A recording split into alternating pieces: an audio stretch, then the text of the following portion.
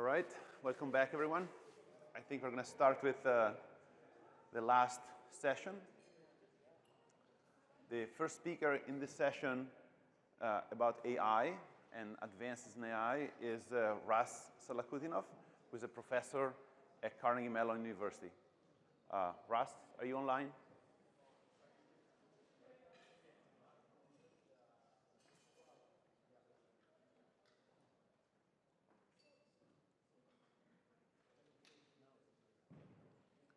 Hi, Ras.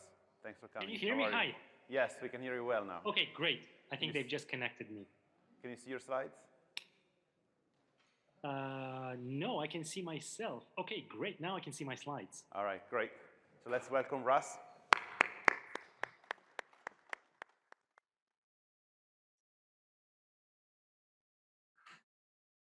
Thank you. Should I go?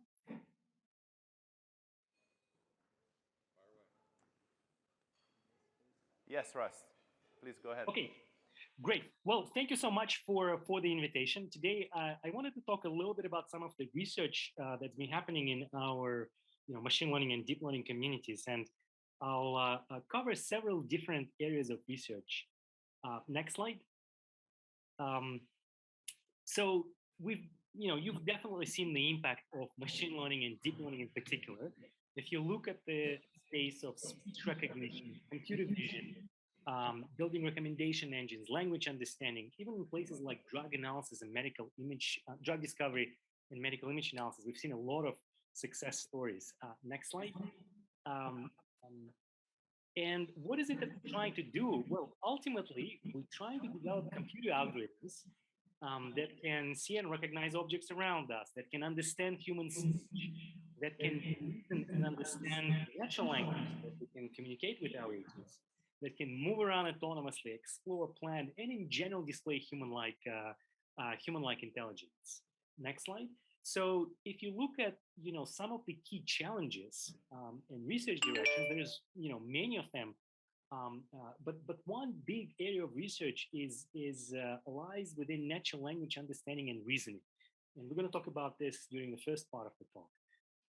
There is also a lot of work in the space of what's called embodied AI or deep reinforcement learning and control, which we'll talk about in the second part of the talk. Also, a lot of work is being done on how do we incorporate domain knowledge, structured domain knowledge into our machine learning algorithms, and also dealing with rich data when the data is multimodal. How can we do it in a semi-supervised or self-supervised way? And I'll cover some of these topics throughout the talk. Next slide. So let's look at the first topic of natural language understanding. So when we think about deep learning models, we typically think about a setting where is an input and there is an output. So for example, an input could be the image, the output could be the label for that image. Or in neural machine translation systems, the input could be an English sentence and the output could be translation. Or any type of a mapping where you have input and output. Next slide. But once you start seeing more sophisticated questions of the form, for example, which coronaviruses are known to infect people, right? And there's multiple answers. And the question, how do you get data, or how do you structure your knowledge to answer these complex questions? And obviously, there is a data that may come in the form of unstructured data, such as text, Wikipedia articles, for example, or news articles, or any other form of free-form text. It can come in the form of ontologies or in the form of tables, for example. Next slide. So when we think about these systems, some of the key challenges are, the data can be heterogeneous, so it can come in different forms. We have to do some form of reasoning. How do we aggregate information across these different sources of data? And we also want to do it in a weakly supervised way. So for example, given this particular question, you know what the answers are, but labeling, which part of the text you should be looking at, which part of ontology you should be looking at, and where in the table you should be looking at is very expensive to label, right? So we want to kind of avoid this expensive labeling problem. Next slide.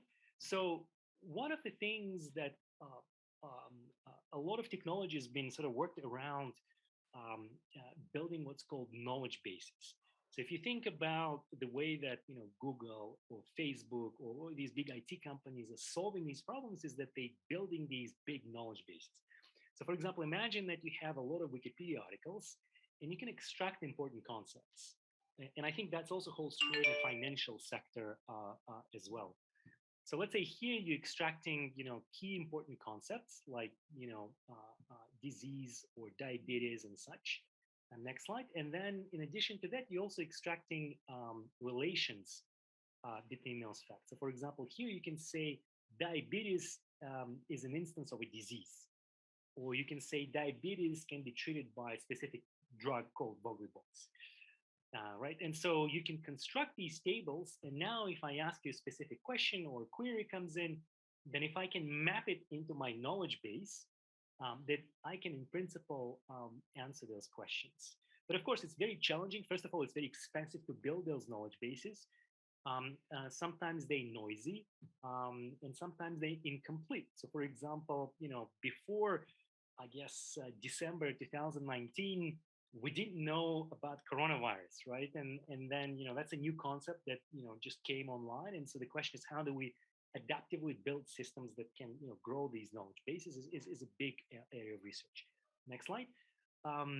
Now, one of the things that you can do, and what we've been trying to do, is to sort of build a system where you're using knowledge base as a knowledge source. So the idea here is that what if we combine information that comes from unstructured text? Imagine Wikipedia articles, or it would be financial reports, or any sort of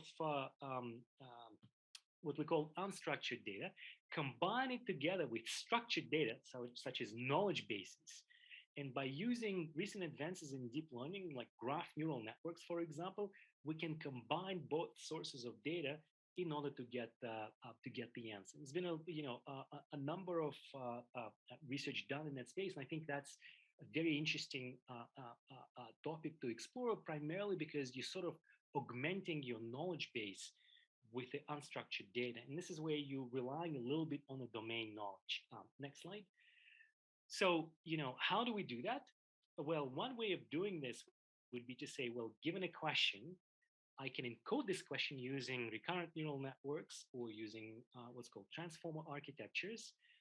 And then what I can also do is I can look at my knowledge graph, combine it with the information that's coming, let's say, from Wikipedia pages or from any other source of data, unstructured data, pass it through the graph neural networks, and the graph neural networks will give me some representation, some augmented representation of my knowledge graph and unstructured text.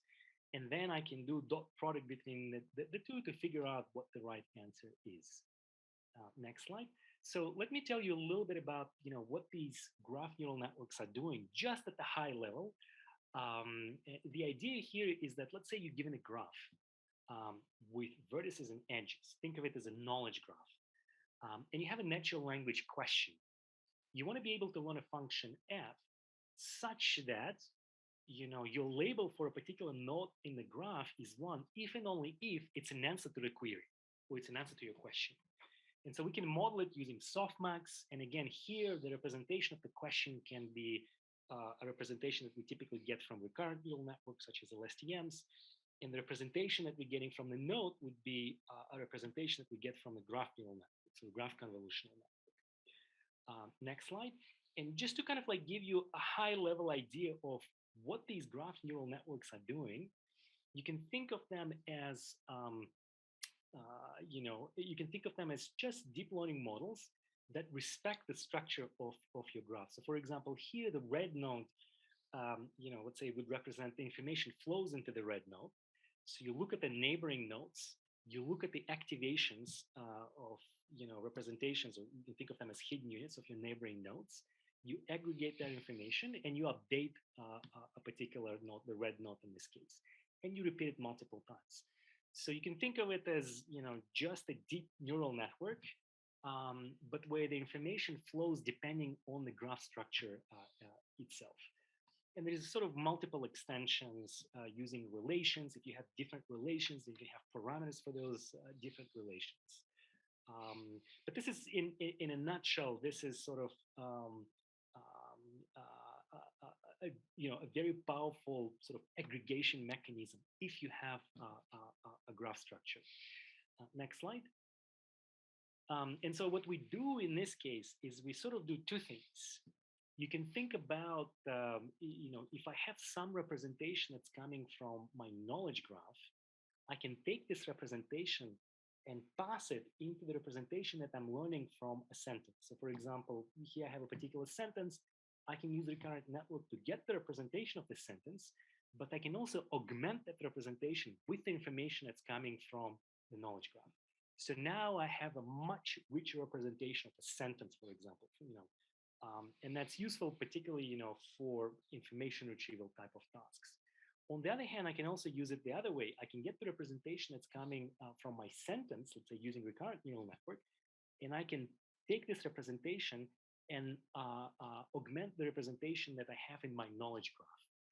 So effectively enhancing the representations that I get in my knowledge graph from these sentence-based representations. And this is particularly useful in cases where your graph, your knowledge graph might be incomplete. Right, there are certain concepts or certain things that are missing, and you can basically use the representations coming from the sentences to get a better representation in your knowledge graph. Next slide. And just to sort of show you these kind of like two paradigms, right? There is a deep learning paradigm that says just use the text, free-form text, and encode it using deep learning models. And there's another paradigm of building knowledge bases, right? Explicit knowledge bases, so that when I ask you a question, if I can do the mapping into my knowledge base, I can answer the question. And that what we're doing here is we're combining both. And what's interesting if you do this combination is that obviously combining them both improves the results. What's interesting, it particularly improves the results when your knowledge base is incomplete. So here, let's say, 10% here basically means that you take 90% of your knowledge graph and you just erase it. Right? Take 50% of the graph and say as if it doesn't exist. And on a lot of different tasks, particularly Wikimovies tasks, we do see quite substantial gain if you fuse the two sources of data together. Next slide. Now, one other interesting kind of research area in that space is answering what we call the multi-hop questions. And so, for example, let me show you an example. So let's say I give you a question that says, where's the company which manufactured Voglibos, which is type of a drug, headquartered? Now, to answer this question, you actually need to answer two questions. You need to answer the question of which company manufactures the specific drug, figure out what that is. Once you know the answer, it's a Takeda pharmaceutical company, you can figure out, where is it headquartered? Right, and so, and the answer to this question is Osaka. And what's interesting about these types of questions is that you don't know the internal representations. Nobody's telling you, given this question, you should answer these two questions and sort of combine the results. So how do you answer these questions? And in order to answer you need to answer the first question even before you can retrieve the second paragraph. And these are sort of what we call complex questions, and these are the types of questions that require a little bit of reasoning, right? Because you have to understand what the question is asking just from its natural language description to be able to answer that question accurately. Next slide. And so one of the things that, questions you might ask is, how can we do it in end-to-end fashion? And end-to-end basically means so that I can train the entire pipeline jointly, not necessarily breaking into these sort of pieces that I train separately. How can we do it efficiently? And more importantly, how can we do it compositionally? In the sense that, to solve 2-hop questions, we can solve 3-hop questions and so forth. Next slide. Let me show you an example of the system that we've built. So here's the question, I ask you, which company founded by Steve Jobs was based in Redwood City? And it was analyzing about 50 million Wikipedia articles, and that's basically the answer. So what the system is doing is it retrieves the first passage that basically says that, Steve Jobs was the founder of Apple and the company called Next. And the second paragraph it retrieves, it says Next is, a company that was based in Redwood City. And so by retrieving the correct information and putting it together, you can get the correct answer, right? And again, this requires a little bit of reasoning. This is the system that we've built jointly with Google, and it runs on a single desktop with one GPU, and typically we can answer about 13 questions like this per second, right? So it can be done fairly efficiently and fairly fast. Next slide. So how do we do this? Well, one of the things that what we do is what we call relation following. So imagine if you are trying to answer this question, you can say, well, if I have X, let's say that's the name of the drug, if I can identify relation 1, who's the manufacturer of this drug, and then I can identify relation 2, where is the headquarter location, I can chain these pieces together. And so this is something that's what's called follow relation, right? Given a set of entities, you follow relation R to arrive to a new set of entities. Now, what's important here is that, we're using deep learning models to do that, but we're chaining them in a very specific way, right? So this is where domain knowledge or prime knowledge comes in, because we're breaking it down into, extracting relations and using this follow relationship ideas. Next slide. Now, how do we do this? Well, in practice, we built what we call offline index. So imagine that in our case, we have about 500 million entities. So think of them as all nouns in your corpus. So what we call entities. And again, we have about 500 million of them. So it's a huge list, basically. And we also have a set of mentions. So think of mentions as sentences. And you know which entities are mentioned in what sentences. So you can construct this bipartite graph. So you can think of this as a sparse bipartite graph that basically links entities to specific sentences or to specific mentions. Next slide. And what we can do, the key idea here is we can do it in 3 steps. We can expand X to co-occurring mentions. So for example, we can say, given a particular X that we're interested in, let's say dog in a show in this case, we can figure out what sentences mention it. Then we can filter those mentions based on a particular relation. And this is where machine learning comes in. And this is very similar to what I've shown you before, the way the query is embedded using recurrent neural networks or transformer architectures. And we do a dot product to filter out those mentions. And then we combine the scores for the same entity. But the key idea here is that we can do this efficiently, essentially with inner dot products. So this is sort of a very large scale search. But what's also interesting about these types of architectures is that all these mentions or all of these sentences are embedded into what we call offline index. So all these mentions are embedded into 300-dimensional space. So we essentially have a dense matrix of 500 million by 300, right? Which essentially stores all information that we have in Wikipedia in this case. And the rest we can just do efficiently using dot product. Next slide. But what's important here is, again, this idea of using domain knowledge, right? So the way that we actually implement this is we extract the X using what's called soft entity linking that tries to identify nouns that we have in a question. And then we're extracting the first relation using transformer and the second relation using transformer. And so we construct, you can sort of see in this slide, we're constructing the architecture very carefully using these modules, so these transformers, so that we can construct these follow relationship ideas. Also, what's important here is that the entire system is differentiable, which means that we can train the entire model in an end-to-end fashion. And that's very important because it allows us to learn much better models as opposed to breaking into sub-modules and training sub-modules separately. Next slide.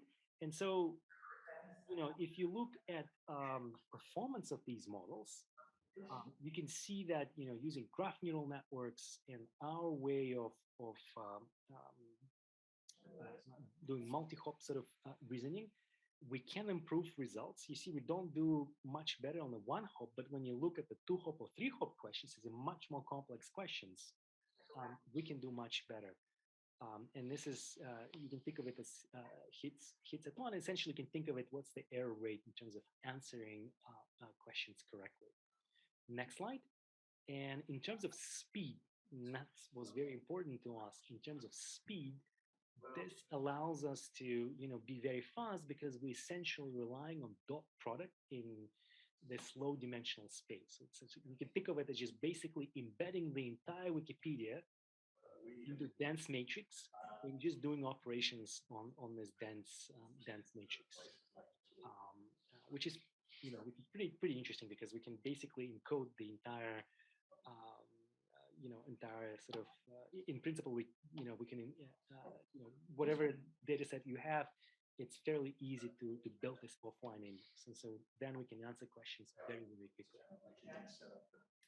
Next slide. But that also brings us to this notion of how do we represent knowledge, and that's sort of again a big area of research in AI and deep learning and machine learning is how do we represent our knowledge? For example, how do we represent common sense? How do we do this multi-hop reasoning? If we think about human knowledge is abstract. It's built on high-level concepts. For example, I'm showing you this example. If you're building an image recognition system, typically when people look at this example, you have an idea that dogs should have 4 legs, right? So if I show you an image of a dog with 8 legs, you would probably be confused. You probably would say, I don't know if it's a dog. It looks like it's something else. But a lot of existing systems, deep learning systems, machine learning systems in particular, if you just apply convolutional neural net on this image, it will say it's a dog. And if I put, 4 more legs onto this dog, so the dog is going to have 8 legs, the existing system will still say it's a dog. The reason why is because a lot of existing systems just do pattern matching. As long as you match enough, as long as you've sort of matched enough features, you would say, yes, that's a dog. And right, and so the question, how do we encode this knowledge and how do we efficiently integrate into deep learning models is still, very much open research. I think there was this funny example where I remember somebody showed this example where you train a model on cows, so it becomes a really good cow detector or cow classifier. You see a cow, you say, yeah, that's a cow, and then you take this cow and you put it on the beach.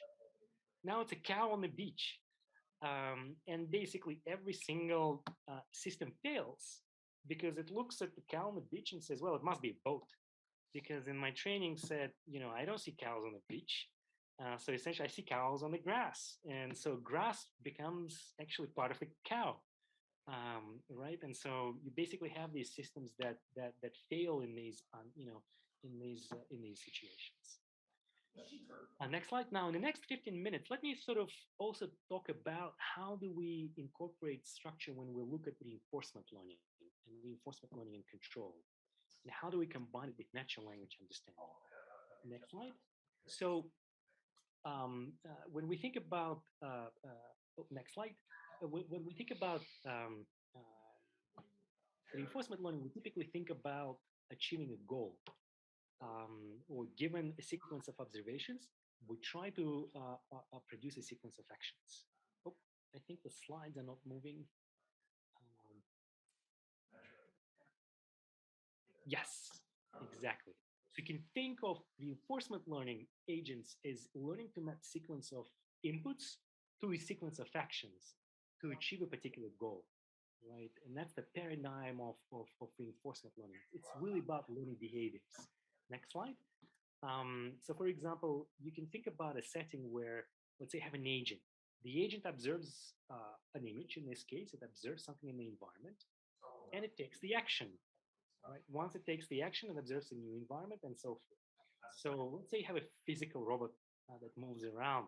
You need to move around the world physically. Whatever actions you take can impact actions in the future. It also requires some form of spatial and semantic reasoning. You can think of it in the context of, in the context of financial sector in particular. You can think of reinforcement learning as, you have an agent that buys a stock or sells the stock, right? And whether you buy stock will impact sort of future states of the environment. Next slide. But let's look at a particular example, what we call navigation.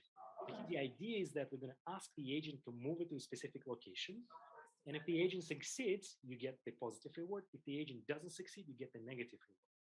And the way that these systems are implemented is that you can think of a building what we call a policy. Given an observation, you pass it through the neural network, and the neural network would take an action, right? And you get positive, negative reward if the action was good or if the action was bad. So this is sometimes called end-to-end reinforcement learning. Next slide. So for example, here we can look at the example of what we call goal conditioned navigation, where I tell you where you need to go. So for example, I can give you an image goal, or I can give you a language instruction, and you want to be able to build a system that basically gets me to a specific location. And so let me show you an example of a system that we've built. Next slide. So let's see if it plays. So here's an example of kind of the agent moving around in virtual environments. These are reconstructions from realistic environments. And here's the agent, the actual physical robot that moves around the environment, and it's trying to reach a particular goal. And by moving around the environment and understanding kind of like semantics around it, it can build what we call the visual representation of the world. So sometimes it's called semantic map of the world. And once it understands the world, it can sort of reach its task. Right. So this is kind of like a robot moving you around and mapping your environment. So here you're actually trying to reach potted plant, and as the agent moves around, eventually it builds the map, semantic map, and it reaches its target. So how do we do that? Next slide. So when we think about building these systems, there's sort of two paradigms.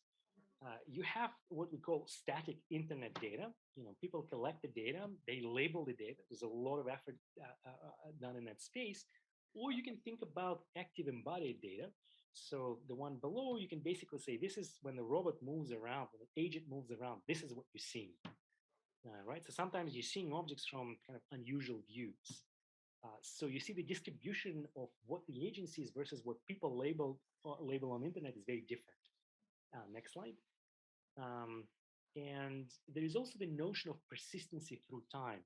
So, as you move around, these couches, they don't disappear, right? They kind of like persist through time. And that's very important a notion because it allows us to build agents that can, operate in a self-supervised manner and improve their own, visual systems, for example. Next slide. So, in just the last few years, there's been kind of like a paradigm shifting to what we call action perception loop or perception action loop. And the idea here is the following. Step one, you're building an agent. Think of a robot in your house that explores the environment. So this is what we call self-supervised active exploration. It moves around the environment. It tries to learn about the environment on its own without actually any additional labeled data. And in the second stage, you do what's called self-supervised visual learning. By exploring the environment, you can actually improve your own perception system. So you can recognize objects better, and you can, sort of learn on your own. So when we think about self-supervision, we typically think about an agent that basically by exploring and moving around in the world, it learns on its own. And this is quite useful because, imagine you bought the robot, you put it in your house, and it just does its own thing. And after a couple of days, it's really good at knowing about your environment, knowing where things are, so you can execute, for example, commands like, you know, grab me my keys, for example. Right. Next slide. So how do we build these systems? Let me just give you a high level idea of what these systems look like. There is two phases, as I mentioned before. In the action phase, the agent moves around the environment and builds what we call the 3D semantic map. So it sort of tries to understand what the world around you looks like. In the second phase, what we call the perception phase, you take the data that you've collected in the first phase and you create new labeled examples by using what we call 3D label propagation. It's basically consistency through time. So you're creating additional labeled data. And by creating additional labeled data on your own, you can improve your own perception model, right? So by seeing and moving around the environment, you can start improving your own visual recognition system. And these both phases do not require any additional label data. So there's no interference there's no sort of correction that needed to be provided by, let's say, a human or someone else. Next slide. So here's, what it looks like as the agent moves around. It sort of builds the 3D map of the environment. So it tries to identify where the walls are, where, here we're looking at three objects where the couch and, TV and so forth are located. So it's sort of voxelized representation. And here we're relying on state-of-the-art perception model. It's called Mask RCMM. So this is what it looks like. So how do we build a policy that does this? Next slide. So this is kind of like what happens as you're moving around the environment, you're building this 3D map. Next slide. And the way that we're building the policy itself is a reinforcement learning algorithm is we basically say, well, after the agent explores the environment, we're going to count the number of voxels that are confidently predicting objects, with the confidence more than 90%. And we're going to use it as a reward for our agent. So you're effectively training your agent to maximize, try to gain as much definitive knowledge about the environment as possible. So if the agent just stays in one room and doesn't explore, then the number of the number of objects that you will discover is probably going to be small, so get smaller reward. But if you explore and discover many objects confidently, you get bigger reward. Next slide. And in the second phase, in the perception phase, we can do the following. Next slide. So in the perception phase, what we can do is we can say, look, if an agent is in a particular location, we can do 3D projection. So we can basically create instance label for each pixel by doing ray tracing. So we essentially project, this 3D map into the 2D representation back into the image space. And as you can see here, for example, this is an example where we have false positives. So where the state-of-the-art mask RCMM identifies incorrect objects, whereas by projection we identify the correct objects. And by doing that, we're essentially creating more labeled examples. You can think of it as basically saying we can look at these objects from different viewpoints and create additional labeled examples for us because we know these objects have to persist in our 3D world. Right? These couches are just not going to disappear no matter which viewpoint you're looking at them. Next slide. And so this is pretty interesting because this is basically saying that by building this 3D map and by doing this projection, we can improve our perception model. And again, this is done in completely self-supervised fashion, meaning that there's no additional label information that's being provided to you. Next slide. And just to show some numbers, there's been a lot of work trying to figure out how can we build agents that can learn on their own, right? And so we're still very far. So you can look at these numbers here. 33%, which basically means we're not very good at perfect object detection or perfect what's called instance level segmentation. We can actually segment objects. But you can see that using this self-supervised active learning, what we call, the numbers go from like 35% to 40%, right? And the same thing goes for instance level segmentation. So that's a quite significant boost over the existing methods. But again, we're still very far away from solving the problem completely. But it does tell us that we can actually build systems that can potentially start learning, improve, let's say, the perception model, image recognition model on their own by essentially exploring the environment. Next slide. Um, this is another example. There's a very interesting example where you can say, I give you an instruction and you have to solve this instruction. For example, I give you instruction, place a cold lettuce slice in a waste basket. In order to do that, you have to execute a bunch of subtasks. You have to pick up a knife, you have to slice the lettuce, you have to put the knife in the sink, you have to pick up sliced lettuce, you have to put it in the fridge, take it away from the fridge and then put it in the garbage can. And it's very interesting. This is one of the examples is that when you look at it, you can say, why do you have to put it in the fridge? Well, the instruction does say put a cold lettuce slice. So it cannot be warm. If it's cold, then you kind of like have to put it in the fridge and then put it in the waste basket. Right. And so next slide, the video will play, and this is what it looks like. So this is the agent that actually moves in this virtual environment. It has to solve these subtasks. It has to understand the language. It has to understand how to take the language instruction, put it into subtasks. It has to execute these subtasks. So it has to, build semantic segmentation of the world, the 2D representation of the world. It has to do depth estimation and so forth. So it's a fairly challenging task. Next slide. And this is where the language understanding concept comes in. And so this is what this sort of overall representation looks like. You can think of it as given an instruction, I have some language parsing model that parses it in a sequence of subtasks. Given an image, I'm going to build a semantic map of the world, understanding where the objects are and how my world looks like.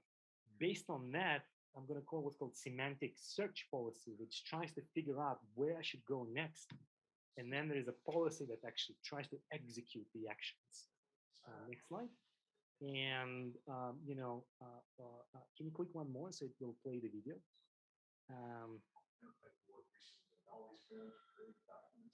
I guess next slide, so the video will play. Yeah, so here's an example of the agent actually moving around. You can see it's building the map as it moves around your house. And as it completes the task, it sort of, completes one task at a time. And these little blocks basically tell us, semantically where things are. All right, and it sort of reaches the success by executing. So this is kind of this is sort of an interesting embodied task, and where you're combining multiple pieces together. As in language understanding piece, there's a visual understanding piece, and you have to put all of them together into the system that gets us there. And the next slide, the final slide, one of the other sort of settings is that how do we go from simulation to real? So there's a lot of work on trying to go from visual representation to actually putting them on the real robot. Like you've seen the example of the actual physical robot moving around and trying to reach a particular goal. There is a physical domain gap, there's a visual domain gap because the actuation and the robots are different, and then the visual domain gap, the visual representations that you're seeing in simulation versus real world is also different. So you have to adapt, adjust for that. Next slide. And there is sort of, you can do a bunch of different things. There's different actuation noise models. There is sort of visual domain gap where you can do image translation, you can build policy-based methods and such. And then the final slide, next slide, just to sort of conclude by saying that ultimately, we really, a lot of us in the community are interested in building these intelligent agents. And I think that, these different pieces, we're getting closer to the, with the hardware catching up, we're getting closer to the case, where you're going to have little robots in your house that, that will be able to move around, that can, integrate the multimodal input that can understand your speech, communicate with you, reason with some form of natural language understanding, and execute certain tasks. So I think that we're not very far from actually having agents like this in a commercial system. And on that note, I'll stop. And I think I have exactly 40 minutes.